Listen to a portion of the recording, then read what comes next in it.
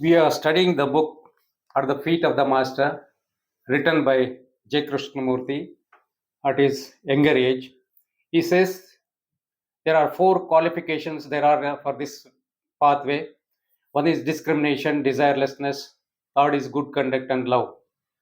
Out of these four, we have studied the first part, the discrimination. Today, we are going to study the desirelessness. We will see what he has given in this part of desirelessness. He says, there are many for whom the qualification of desirelessness is a difficult one, for they feel that they are their desires, that if their distinctive desires, their likings and dislikings are taken away from them, there will be no self left. But these are only they who have not seen the Master. In the light of his holy presence, all desires die, but the desire to be like him. Yet before you have the happiness of meeting him face to face, you may attain desirelessness if you will. Discrimination has already shown you that the things which most men desire, such as wealth and power, are not worth having. When this is really felt, not merely said, all desire for them ceases.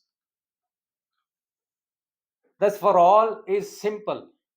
It needs only that you should understand. But there are some who forsake the pursuit of earthly aims only in order to gain heaven or to attain personal liberation from rebirth. Into this error you must not fall.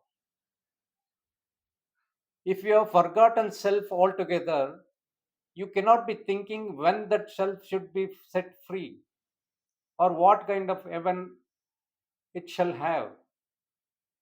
Remember that all selfish desire bonds, however high may be its object, and until you get rid of it, you are not wholly free to devote yourself to the work of the Master.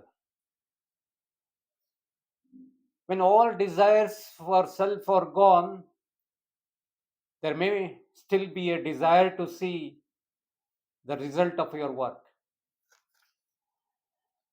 If you help somebody, you want to see how much you have helped him.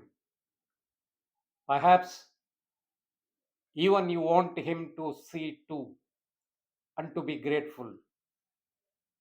But this is still desire and also want of trust. When you pour out your strength to help, there must be a result, whether you can see it or not. If you know the law, you know this must be so. So, you must do right for the sake of the right, not in the hope of reward. You must work for the sake of the work, not in the hope of seeing the result. You must give yourself to the service of the world because you love it and cannot help giving yourself to it. Have no desire for psychic powers. They will come when the Master knows that it is best for you to have them. To force them too soon often brings in its train much trouble. Often their possessor is misled by deceitful nature spirits or becomes conceited and thinks he cannot make a mistake. And in any case, the time and strength that it takes to gain them might be spent in work for others. They will come in the course of development. They must come. And if the master sees that it would be useful for you to have them sooner, he will tell you how to unfold them safely. Until then, you are better without them. You must guard too against certain small desires which are common in daily life. Never wish to shine or to appear clever. Have no desire to speak. It is well to speak little, better still to say nothing, unless you are quite sure that what you want to wish to say is true, kind, and helpful. Before speaking, think carefully whether what you are going to say has those three qualities. If it is not, do not say it. It is well to get used even now to thinking carefully before speaking. For when you reach initiation, you must watch every word, lest you should tell what must not be told. Much common talk is unnecessary and foolish.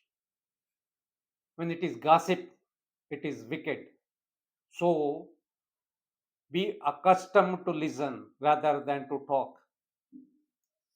Do not offer opinions unless directly asked for them. One statement of the qualifications gives them thus to know, to dare, to will, and to be silent. And the last of the four is the hardest of the all. Another common desire which you must sternly repress is the wish to meddle in other men's business. What another man does or says or believes is no affair of yours, and you must learn to let him absolutely alone.